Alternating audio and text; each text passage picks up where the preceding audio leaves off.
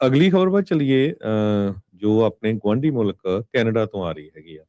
ਬਹੁਤ ਵਾਰ ਜੋ ਟਰੱਕਰਸ ਆ ਉਹ ਫੜੇ ਜਾਂਦੇ ਆ ਜਦੋਂ ਡਰੱਗ ਲੈ ਕੇ ਜਾਂਦੇ ਆ। ਤੇ ਹੁਣ ਪਹਿਲੀ ਵਾਰੀ ਹੋਇਆ ਵੀ ਕੈਨੇਡਾ ਬਾਰਡਰ ਸਰਵਿਸ ਏਜੰਸੀ ਜਿਹੜੀ CBS ਆ, ਉਹਨਾਂ ਦਾ ਹੀ ਇੱਕ EMPLOYEE ਫੜਿਆ ਗਿਆ ਆ ਜਿਹਨੇ ਇੱਕ ਭਾਰਤੀ ਮੂਲ ਦੇ ਬੰਦੇ ਨੂੰ ਟਰੱਕ ਲੰਘਾਉਣ ਦੇ ਵਿੱਚ ਹੈਲਪ ਕੀਤੀ ਸੀ। ਜਿਸ ਟਰੱਕ ਦੇ ਵਿੱਚ ਕਹਿੰਦੇ ਭਈ ਲੱਖਾਂ ਡਾਲਰਾਂ ਦੀ ਫੀਮ, ਭੰਗ, ਤੰਬਾਕੂ ਸੀਗਾ। ਸੋ ਨਿਆਗਰਾ ਵਾਲਾ ਜਿਹੜਾ ਬਾਰਡਰ ਹੈਗਾ ਆ, ਉੱਥੋਂ ਔਨ ਦਾ ਲੇਕ ਜੋ ਲਿਵਿਸਟਨ ਬਾਰਡਰ ਆ, ਕੈਨੇਡਾ ਤੇ ਅਮਰੀਕਾ ਦੇ ਵਿੱਚ, ਉੱਥੋਂ ਇਹ ਜਿਹੜਾ CBSA ਦਾ EMPLOYEE ਸੀਗਾ, ਕੰਮ ਕਰਦਾ ਸੀ ਤੇ ਉਹਦਾ ਸਿੱਧਾ ਲਿੰਕ ਸੀ ਇਹ ਭਾਰਤੀ ਮੂਲ ਦੇ ਡਰਾਈਵਰ ਅਭਿਸ਼ੇਕ ਦੇ ਨਾਲ। ਸੋ ਉਹ ਉਦਣ ਉੱਥੇ ਹੀ ਕੰਮ ਕਰਦਾ ਸੀ, ਉਹਨੇ ਉਹਦਾ ਟਰੱਕ ਉੱਥੋਂ ਲੰਘਾਇਆ।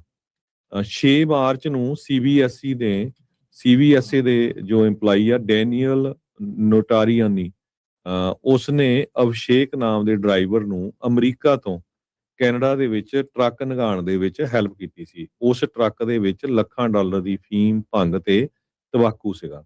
ਸੋ ਹੁਣ ਪੁਲਿਸ ਨੇ ਇਹ ਕਿਹਾ ਆ ਵੀ ਉਹਨੂੰ ਅਰੈਸਟ ਕਰ ਲਿਆ ਗਿਆ ਸੀ ਤੇ ਉਹਦੀ ਜਿਹੜੀ ਆ 23 ਮਾਰਚ ਨੂੰ ਅਗਲੇ ਹਫਤੇ ਹੋਣੀ ਹੈਗੀ ਆ ਕੋਰਟ ਦੇ ਵਿੱਚ ਪੇਸ਼ੀ ਡੈਨੀਅਲ ਦੀ।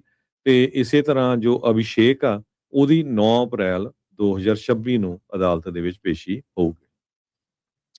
ਜੀ। ਅਗਲੀ ਖਬਰ ਵੱਲ ਚੱਲੀਏ। ਜੋ ਆਪਣੇ ਗੁਆਂਢੀ ਮੁਲਕ ਕੈਨੇਡਾ ਤੋਂ ਆ ਰਹੀ ਹੈਗੀ ਆ। ਬਹੁਤ ਵਾਰ ਜੋ ਟਰੱਕਰਸ ਆ ਉਹ ਫੜੇ ਜਾਂਦੇ ਆ ਜਦੋਂ ਡਰੱਗ ਲੈ ਕੇ ਜਾਂਦੇ ਆ।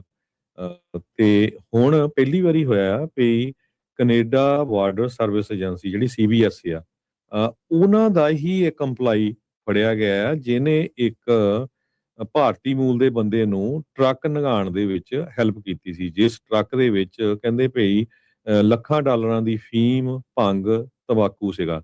ਸੋ ਨਿਆਗਰਾ ਵਾਲਾ ਜਿਹੜਾ ਬਾਰਡਰ ਹੈਗਾ ਆ, ਉੱਥੋਂ ਔਨ ਦਾ ਲੇਕ ਜੋ ਲਿਵਿਸਟਨ ਬਾਰਡਰ ਆ, ਕੈਨੇਡਾ ਤੇ ਅਮਰੀਕਾ ਦੇ ਵਿੱਚ, ਉੱਥੋਂ ਇਹ ਜਿਹੜਾ CBSA ਦਾ EMPLOYEE ਸੀਗਾ, ਕੰਮ ਕਰਦਾ ਸੀ ਤੇ ਉਹਦਾ ਸਿੱਧਾ ਲਿੰਕ ਸੀ ਇਹ ਭਾਰਤੀ ਮੂਲ ਦੇ ਡਰਾਈਵਰ ਅਭਿਸ਼ੇਕ ਦੇ ਨਾਲ। ਸੋ ਉਹ ਉਦਣ ਉੱਥੇ ਹੀ ਕੰਮ ਕਰਦਾ ਸੀ, ਉਹਨੇ ਉਹਦਾ ਟਰੱਕ ਉੱਥੋਂ ਲੰਘਾਇਆ। 6 ਮਾਰਚ ਨੂੰ CBSA ਦੇ ਜੋ EMPLOYEE ਆ, ਡੈਨੀਅਲ ਨੋਟਾਰੀਆਨੀ, ਉਸਨੇ ਅਭਿਸ਼ੇਕ ਨਾਮ ਦੇ ਡਰਾਈਵਰ ਨੂੰ ਅਮਰੀਕਾ ਤੋਂ ਕੈਨੇਡਾ ਦੇ ਵਿੱਚ ਟਰੱਕ ਲੰਘਾਉਣ ਦੇ ਵਿੱਚ ਹੈਲਪ ਕੀਤੀ ਸੀ। ਉਸ ਟਰੱਕ ਦੇ ਵਿੱਚ ਲੱਖਾਂ ਡਾਲਰ ਦੀ ਫੀਮ, ਭੰਗ ਤੇ ਤੰਬਾਕੂ ਸੀਗਾ। ਸੋ ਹੁਣ ਪੁਲਿਸ ਨੇ ਇਹ ਕਿਹਾ ਆ ਵੀ ਉਹਨੂੰ ਅਰੈਸਟ ਕਰ ਲਿਆ ਗਿਆ ਸੀ ਤੇ ਉਹਦੀ ਜਿਹੜੀ ਆ 23 ਮਾਰਚ ਨੂੰ ਅਗਲੇ ਹਫਤੇ ਹੋਣੀ ਹੈਗੀ ਆ ਕੋਰਟ ਦੇ ਵਿੱਚ ਪੇਸ਼ੀ ਡੈਨੀਅਲ ਦੀ। ਤੇ ਇਸੇ ਤਰ੍ਹਾਂ ਜੋ ਅਭਿਸ਼ੇਕ ਆ, ਉਹਦੀ 9 ਅਪ੍ਰੈਲ 2026 ਨੂੰ ਅਦਾਲਤ ਦੇ ਵਿੱਚ ਪੇਸ਼ੀ ਹੋਊਗੀ। ਜੀ।